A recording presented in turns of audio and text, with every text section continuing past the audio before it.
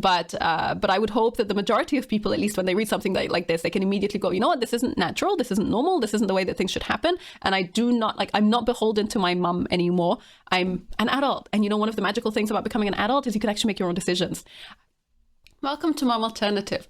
Today we'll be talking about manipulation in all of its different guises.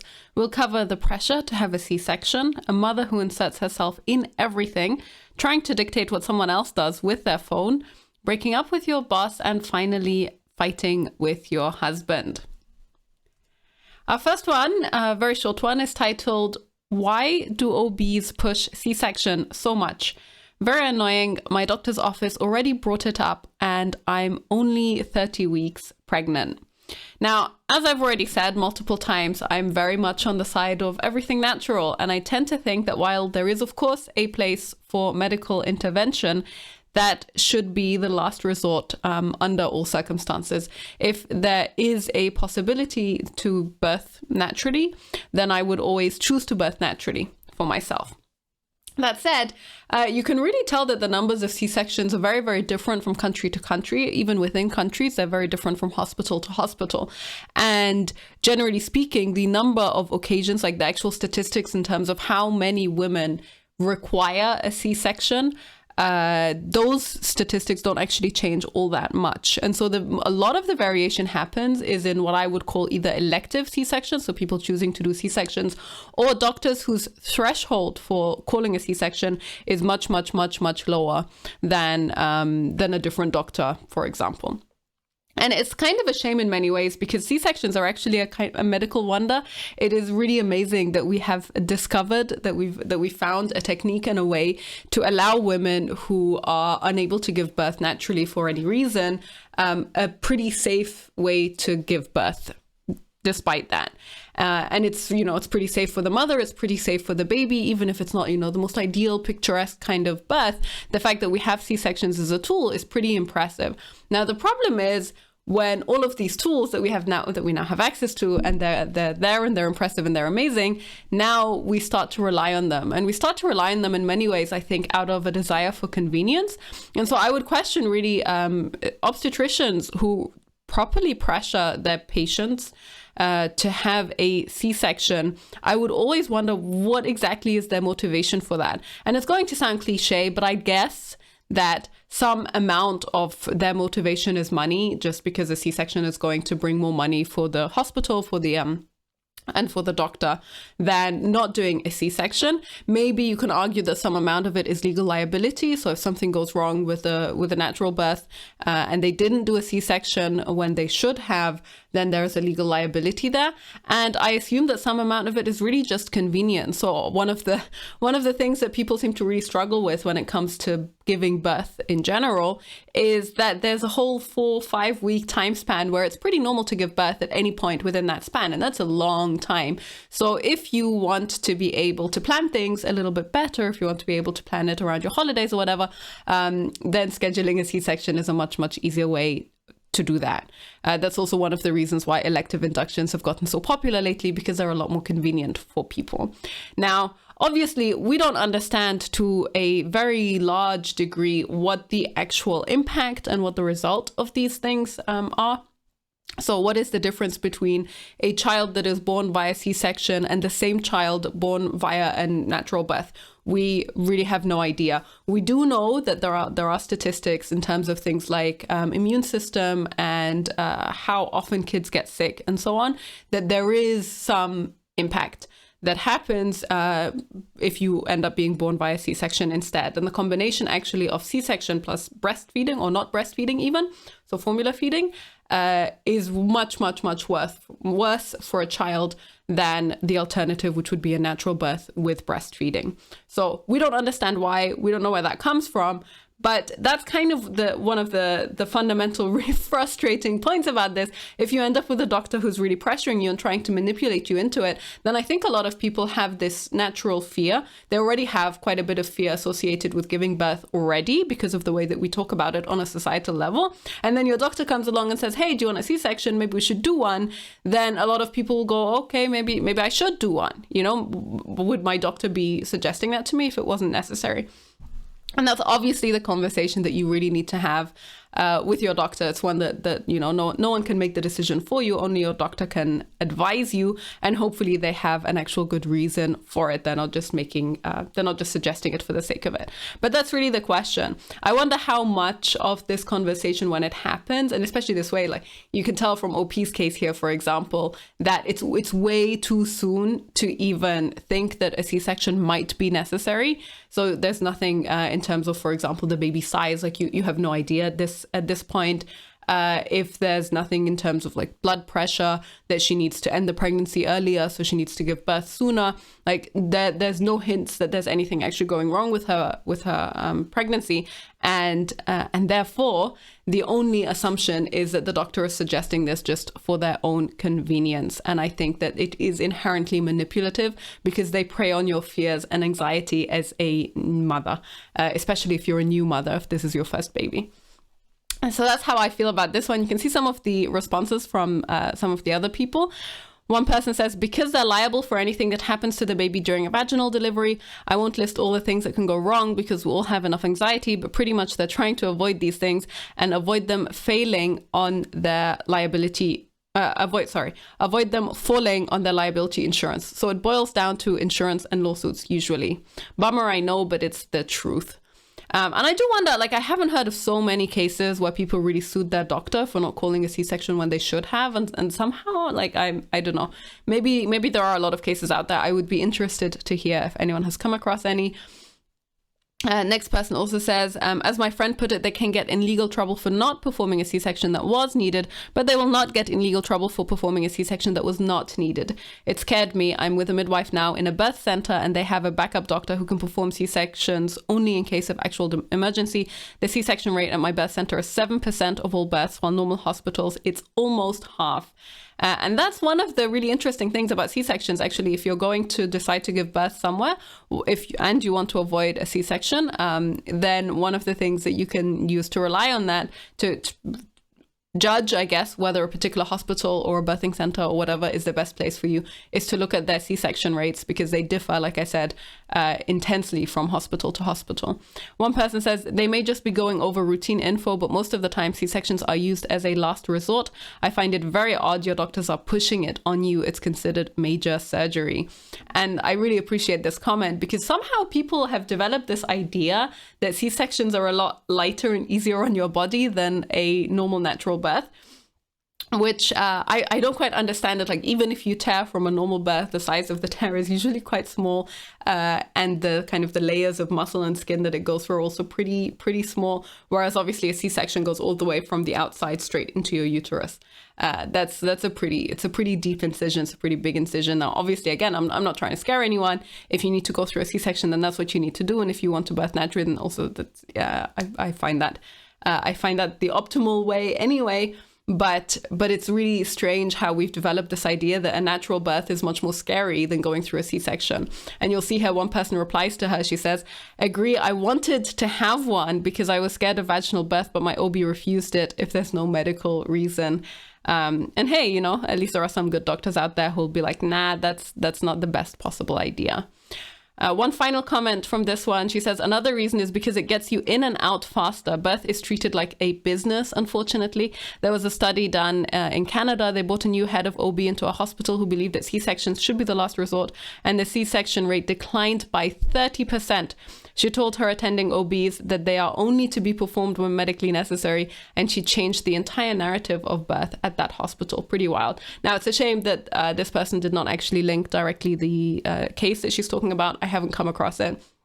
But this is exactly what I mean when I say even from hospital to hospital within the same area, you can see a huge difference in C-section rates. And that's usually simply down to the doctors and them using their judgment in that hospital differently from the other doctor. And so fundamentally, I would always take what your doctors say with a bit of a grain of salt, and at the very least push them on it, make them convince you that it's the best medical choice for you, rather than just taking it at face value. And if they pressure you into doing something where your gut says, I don't quite understand this, then you should always get a second opinion from another doctor before making a final decision. The next one is quite interesting. It's titled, Mom Ruined Valentine's Day. I need some help processing this situation. In my eyes, my mom really screwed the pooch. in this scenario, and I'm very upset with her, but she's my mom, and so she has no idea how upset I am because I won't say anything that could hurt her feelings. She's very dramatic and also loves to gossip, so I try to just avoid upsetting her at all costs. So my husband surprised me with a little getaway for Valentine's Day. It was only 30 minutes from home, right by the place we got married. It's our first time getting away at all since our baby was born almost a year ago, so I was very excited. Our oldest is a few weeks shy of 18 years old and works, goes to school, has his own car, and is extremely independent. I am still exclusively breastfeeding, so the baby had to go with us, and our oldest had to work, so he was not going with us. He was going to stay home and take care of the dogs for us for a single night and morning. When my mom heard about this, she ripped into me saying it was a mistake and I'm sorry, but you just can't take a vacation unless you bring all your children. She guilt tripped me for over an hour. I said, fine, we'll tell him he can drop us off at the hotel, come back after work and go swimming and have dinner with us and stay the night. We upgraded the room to have 2 separate bedrooms for him. We just bought a brand new car last week and he's been very excited to drive it, so we thought this would be fun for him. Everyone seemed happy with that plan. Then the following day, I walk in on my son FaceTiming my mum as she is telling him, do you really want to stay there with them all night while they have sex? To which my son turns to me and says, are you going to have sex while I'm there? I said, no, we won't, knowing we would, but he would be in another bedroom, so who cares? And so he says, okay, good, I'll stay there. All is well again. Then the next day, mom records the weather and then makes a recording of her TV with her phone and texts it to me to show me how dangerous the roads were going to be on Valentine's Day and how she didn't want my son driving in that weather and that he needs to stay home. So this upsets me a lot. I point out that the meteorologist says we might get as much as 1 inch of rain in a day, which is more than we get in all of April. Not a record, not really dangerous, didn't say anything about avoiding driving, etc. Just my mum being dramatic. I say, okay, you tell my son he can't go then. Later in the day, my dad calls to tell me he talked to mum and that it was okay for my son to go with us. Gee, thanks. So everything is okay again. Valentine's Day arrives, we go on as planned and evening comes. About 11 p.m. my son says he's leaving. I ask why. He says because grandma doesn't think he should be around us while we have sex. I am just over it at this point. So I say, okay, have a good night. Please pick us up in the morning because he has to take our car home and we'll be stuck there. This morning, he texts when he wakes up and says he's ready to head out to pick us up. 5 minutes later, he says, never mind. Grandma insists I charge my phone before I leave. We have Life 360, so I can see his phone is at 9%. He also has a phone charger in his car. I say, okay, let it charge for 15 minutes and then continue charging in the car. The baby had already been up for 2 hours and I wanted to get home before she needed a nap. He replied with, Grandma says I can't leave until my phone is charged. So I just drop it because my son is getting stressed being in the middle. My husband is now losing his mind, stuck in a hotel room all morning with nothing to do and the inability to go anywhere. A few hours later, my son shows up and brings us to grandma's because she had Valentine gifts. She is clearly upset because she gives us the gifts for the kids and says to open them at home. I said, you don't want to see the baby's face when she opens it? She says, no, she's just a baby. She doesn't know anything. I am just at a loss. My mom does stuff like this all the time. She has always micromanaged my life. I want to scale back contact with her, but I also don't because my kids love her. I really don't know what to do. I read about so many things like this here, so I feel like it's almost normal. Is it? Do I keep putting up with this? Am I just super sensitive and there's nothing wrong with what she did? I'm so lost. Oh my God. Okay. Now, the sad thing about all of this is that OP doesn't say at any point how old she is, because that's really my primary question. If she has an 18-year-old kid, then she can't possibly be that young. And then her current kid, like the baby, is only a year old. So she also can't possibly be quite that old. But, she's probably 30s, like that would be my guess, minimum 30s. So I don't understand how you get to your 30s and you allow your mum to have this kind of control over your life. Everything from planning a getaway and then explaining it to her and then letting her have a say in terms of how they do it, whether they take their kid with them or not. Like, I just don't understand why your mother has so much of a say over your life. And it's hilarious to me that OP at the end is like, yeah, is this normal? Do I keep putting up with it? No, No, you don't need to put up with it. You don't need to explain to her what you're doing on a daily basis. You don't need to, like, your son should not be in this position where he's just following grandma's orders, and he has to be like, oh no, grandma says that I can't drive to come pick you up, so I can't, like, this is completely ridiculous. As an 18-year-old kid, as an almost 18-year-old kid, actually, he can make his own decision about whether he can drive with whatever state his phone is in. Like, he's enough of an adult that he can decide to do that. So everything, just complete, this mother here is completely overbearing, has absolutely no concept of boundaries.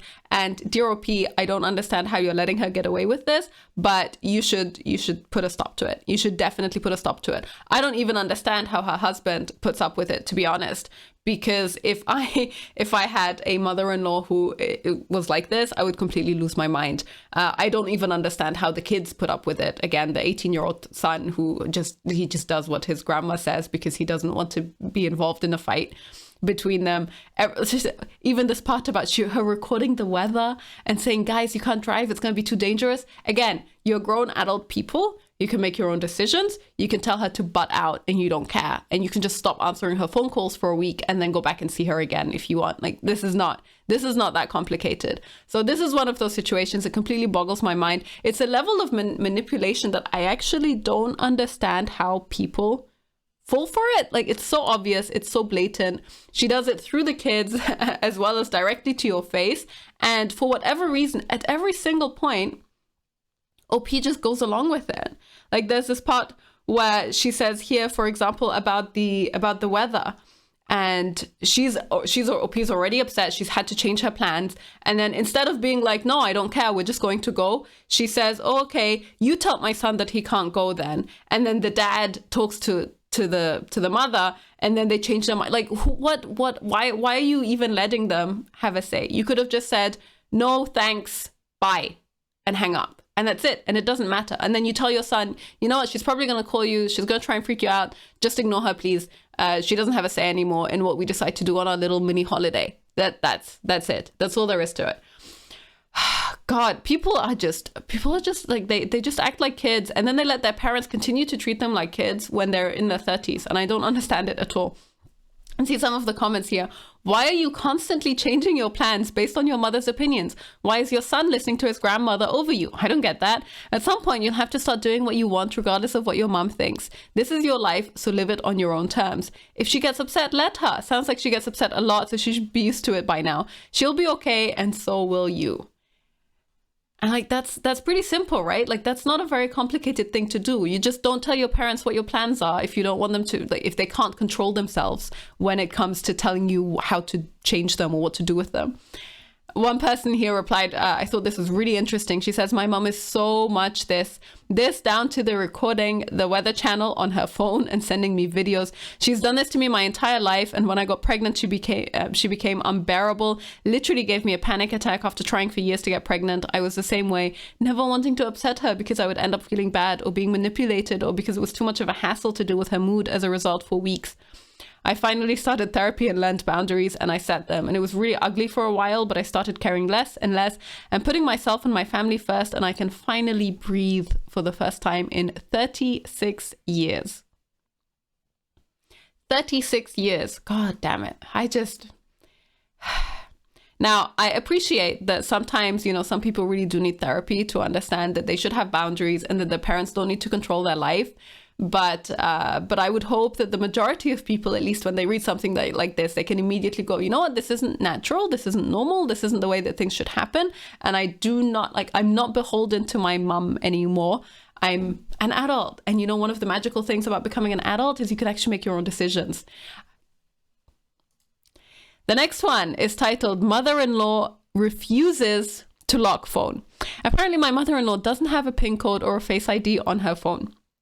I told her that that's not okay because someone can steal her bank account info and everything simply by clicking forgot my password and then going into her email. She still refused to enable it. I said, okay, that's her choice, but then she needs to delete all the pictures of my daughter off her phone as I don't want someone who steals her phone to have access to pictures of my daughter. She refuses still and says that since I put that into the universe, I'm going to have karma and it's now going to happen. And when she's on child porn sites, it's my fault. WTF. I'm at a loss as to what to do. Do I follow through and make her delete the pictures, or do I drop it in this whole ridiculous conversation? And then she adds after the fact, thank you all for the feedback. I clearly overreacted. I've apologized to her. Oh my God. Now, this is another one of those situations where I would go, I just don't understand why you care so much. Now, I get, okay, the cybersecurity, blah, blah. Everyone should have a lock screen on their phone. Everyone should have some kind of code. You can use, you know, all the fingerprint thing or the Face ID, whatever. I'm not saying that you shouldn't have these things. However, against her mother-in-law, which I would guess means that she's, you know, in her 50s, in her 60s, like that's old enough that you can decide to take that risk if that's what you want. If it's too complicated for you to unlock your phone every single time you want to use it, then it's up to you. You can decide to do that. And then everything that she goes here. Someone can steal her bank account info. It's not that easy to steal bank account info. Not that I'm saying you should have your phone freely accessible for everyone, but if you could steal bank account info just with forgot my password kind of link, then your bank has some serious problems and they need to work on that. And then the response of, okay, then you need to delete all the pictures that you have of your granddaughter. Come on. This is one of those like totally unreasonable threats. And again, the question is, why do you care so much? Why does it impact you so much? Why is this so important to you? All that said, obviously the mother-in-law was completely out of line here. I have no idea what the hell why she said that or what the hell she was thinking when she said that, but come on. Now, you can see OP adds a little bit more context here. One person replies, to be honest, I think that you're reading into it too much. And then OP says, that's helpful. I'll be honest that I mentioned deleting the pictures to get her to add a password, so it was semi-malicious on my part. I guess I was just so taken aback by her response. And another person says, why do you care so much if she doesn't lock her phone? She is an adult and can deal with the consequences of her actions if something bad happens. Not trying to come across rude, but it's something to think about. If you're willing to try and manipulate her into doing it against her will, it at least should be important to you. And then OP says, I care because I don't want anyone to take advantage of her. I guess I just need to accept her choice. It's hard because she calls weekly asking for money, so I'm just frustrated that she won't do things to protect what I deep down consider to be my money. So I guess my feelings come down to this being more about something else than it is about the passcode. And there's always like this bit at the end where you get a little bit of context and you're like, oh, okay, it's about something completely different. To which I would say, OP, don't give people money if you don't trust them to look after it. And if you give them money with conditions attached to it, then you probably shouldn't be giving them money to begin with. So if there's this lack of either the money is a gift and you just allow them to have it and they can do whatever they want with it, or you say, you know what, I'm not going to support you in this way because I don't want to give you money for that. And that's it. Those are your two options. But to give money and then be like, well, now you're giving money, but you're not really protecting the phone the way that I want you to protect it. It's her belonging at this point. You've accepted that. So you can move on. One person does actually reply and say that. She says, if you're giving her money and you feel that she owes you an explanation as to how she protects or uses that money, then you shouldn't be giving her money. You're giving with strings attached and holding it over her head. That's a recipe for disaster. You gave her money. It's no longer your money. Very, very simple. Now, again, I say this really as someone who does believe that you should take a little bit of care when it comes to cybersecurity and the idea of your phone or your laptop or whatever it is, or your tablet getting stolen. Yes, all of it is very risky. You should be careful. But again, just don't try to strong arm people into doing things that they don't want to do, and accept that you are adults can make their own decisions. You can only make decisions for yourself and your family to an extent, and that's it. Everything else is just advice. And even giving people advice when it's unsolicited is annoying as hell. So just move on with your life. The next one, need to break up with boss. I've been at my company for almost 5 years. I've had the same boss and our relationship is starting to wear me out. She leans on me very heavily, always tells me how great of a job I'm doing, which I appreciate, and puts me on just about every project. Even if someone needs help, she volunteers me and my team says I'm the favorite. So what's the problem? I'm starting to think there's some manipulation going on. About 2 years ago, I wanted to transfer to a different team. She told me I wasn't ready. Then another opportunity came up, and for that one, she said the leader was horrible. I've stuck with her as the team completely turned over twice, both times when I left and returned from maternity leave. I always come back to a huge mess. I'm talking about new people starting the day I return. Since I've been there, we've lost 13 people. Now I'm just tired of training, tired of the work, tired of being her favorite. I actually think, so most of my professional experience has actually been in the manager position. And so if I were to think about it from the manager's perspective to some extent, I would probably say that most managers, most decent, semi-decent managers will try to delegate as much as possible, because delegation offers opportunities for growth and development for the people who are working under them. And so it's not the delegation per se that is the problem. I actually think the problem is this part when she says she wanted to transfer to a different team and she told me I wasn't ready. Now, that sounds to me like a boss who's holding you back for her own gain, because she doesn't want to deal with the mess of losing you, especially if she's volunteering you for everything. And this part where she says our relationship is starting to wear me out because she volunteers me for everything and the team says that she's the favorite, that sounds a bit dodgy. If there's really very, very clear favoritism like this and your colleagues are commenting on it and you're burning out as a result of the amount of work that she's giving you, then I would probably say there's something really unhealthy going on here. I don't know if she's just trying to dump a whole bunch of work on OP, and that's causing the dynamic to kind of fail basically work that she doesn't want to do herself, or if she just thinks that she's such an amazing worker, she doesn't realize how it's coming across, or if it really is malicious and intentional.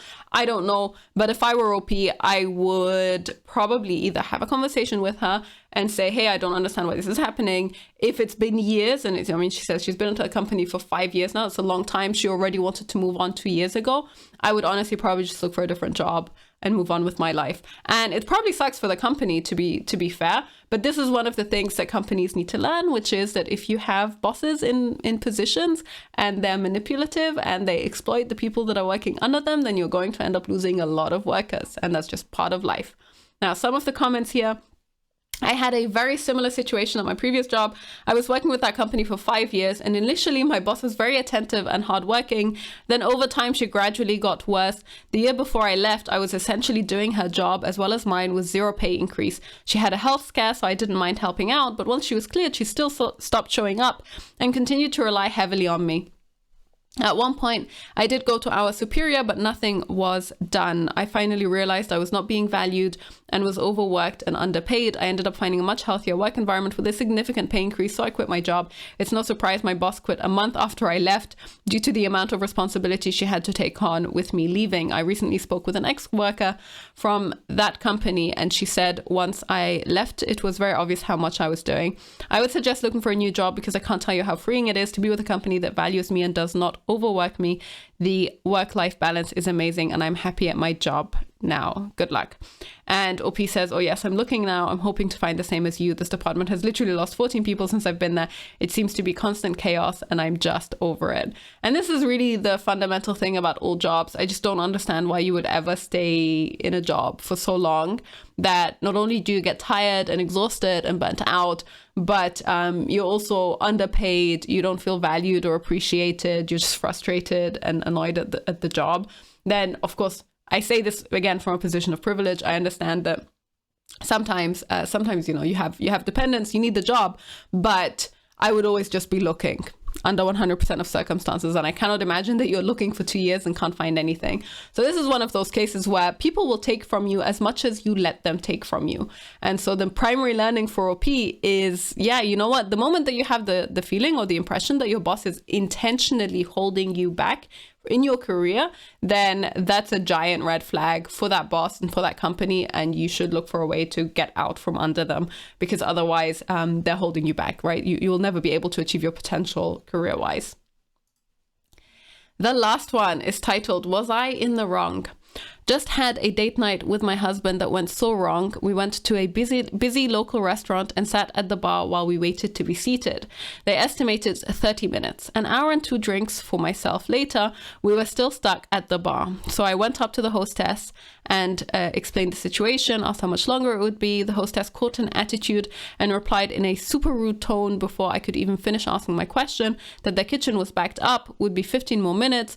Totally fine with me. I know how it is and I don't mind waiting. I told my husband what happened and he was upset that I didn't ask the right questions and I should stand up for myself and try to get a more accurate time. He wanted me to specifically ask how much longer it would be for our name. Then he stood up, said he was going to ask the right way. This bothered me so much. I started tearing up just sitting there because I was already kind of buzzed. I'm on my period, so already emotional, and it just pissed me off that he talked to me like that. Once he came back and saw that I was almost crying, he was pissed. We got seated immediately after that. He declared he no longer had an appetite and wanted to leave immediately because I was weird for crying in public. He said I had too much to drink. How could I ever act like that in public, in a bar where everyone could see me, etc. So we left without even eating dinner. He screamed at me in the car about how I cried and how embarrassing it was.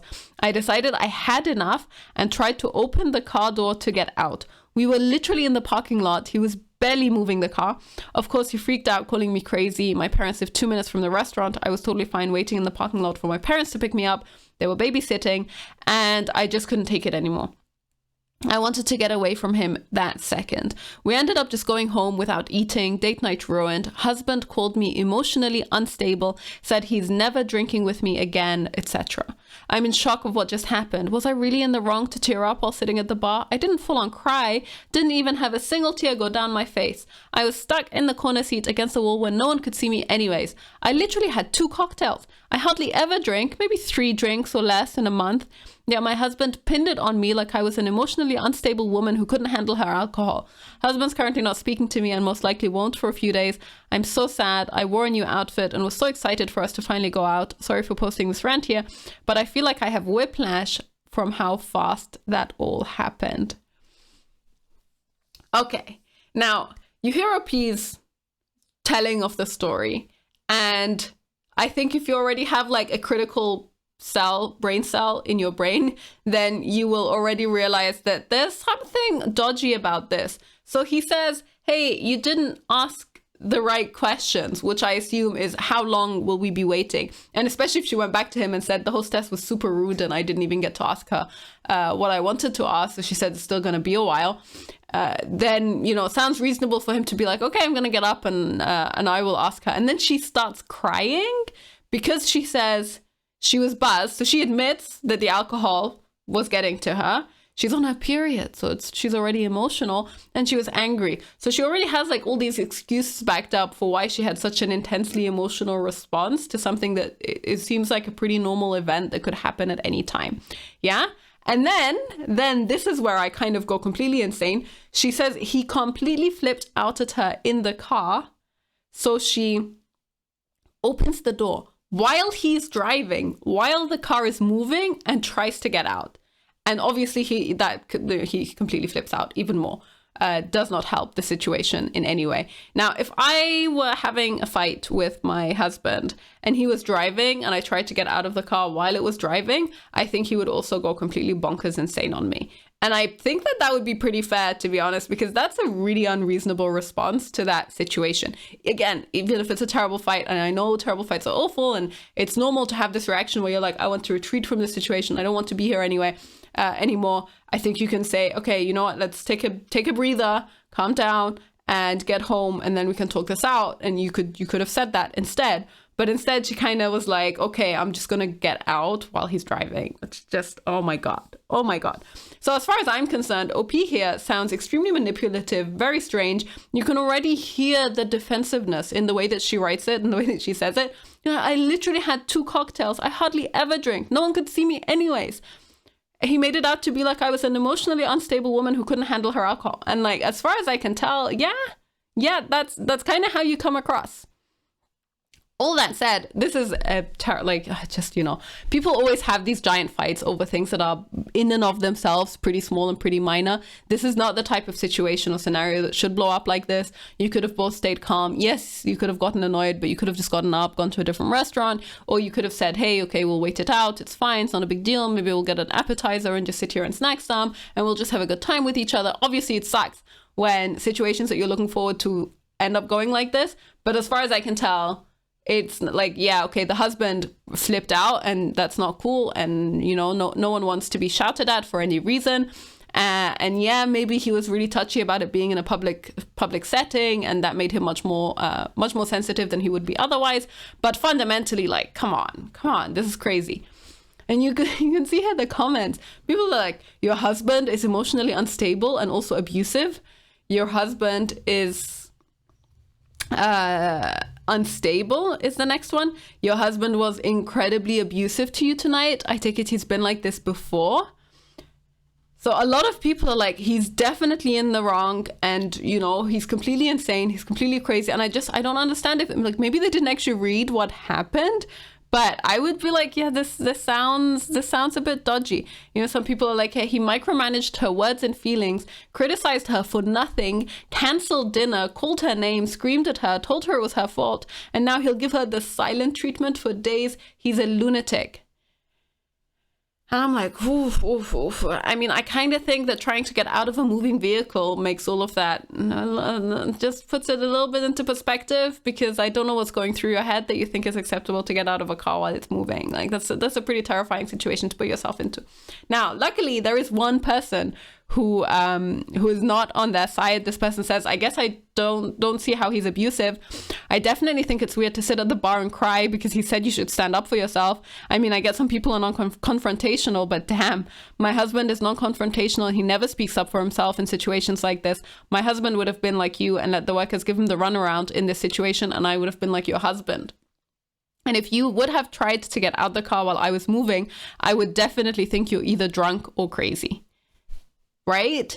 So that's definitely the case, that you're a little bit dodgy. And then OP gets really defensive here. She says, I started tearing up because he always has some comment like this to make to me, and it really got to me this time. Also, the severity of how he was screaming at me in the car was insane. I mean, full on top of his lungs screaming. I've never been screamed at like that by anyone ever. I never actually called my parents or got them involved. It was just a thought I had on how I was going to get home once I got out. The way he was screaming at me was definitely abusive, which is why I wanted out of the car. And that does sound scary to me, and I completely understand why that would be scary. I'm not a person who reacts well to being shouted at either. I get super, super defensive, and I also want to escape the situation as quickly as possible. So I understand, and that doesn't sound like a healthy response from his end, but there's just something really dodgy about this whole scenario. My actual gut feeling says that they were probably both a little bit drunk. Now, she says she got 2 drinks and he didn't get anything, so maybe he really is just like that all the time. But there's just something here going on that's not completely normal. And so, to a large extent, the biggest thing to keep in mind is that actually having fights in public is really awful for everyone. And I think it's always tempting to try and... I don't know. I think men in general are way more touchy about being in that position in public than women are. And I don't know why that is. Maybe that's something that I can think about at a different point. But in general, if you can try to avoid having the argument in a public space, and maybe try to avoid it also when you're stuck in a small environment, like a cubicle, like a car. When you're stuck in a small environment together, it's much, much better to try and air out frustration when you both have a little bit more room and a little bit more space, and you feel a bit more secure and a bit more comfortable. Otherwise, it will always go badly, I would say. That's all we've got time for today. If you like the video, feel free to like it down below or leave a comment. If you agree or disagree with any of my points here, feel free to also subscribe for other episodes, and I will see you in the next one.